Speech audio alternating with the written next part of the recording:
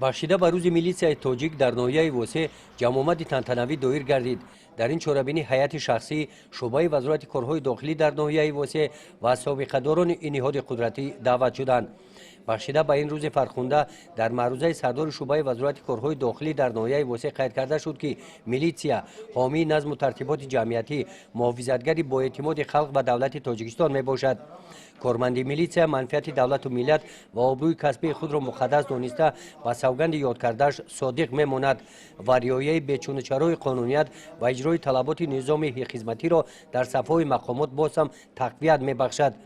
дар суханронии собиқадорон гуфта шуд ки милитсия дар таҳкими волоияти қонун, ҳимояи дастовардҳои даврони истиқлолият саҳми арзанда гузошта, ҳомии боэътимоди халқу ватан будани худро собит менамояд. дар қисмати ҷамъбастии ҷамъомади тантанавӣ аз номи роҳбарияти шӯъбаи вазорати корҳои дохилӣ дар ноҳияи восеъ барои хизмати арзанда ба як қатор кормандони милитсия сипоснома ва ифтихорномаҳо тақдим карда шуданд. гузориши хоҷа назириев, худойназар зуҳуров аз ноҳияи восеъ барои барномаи иттилоотии Навид.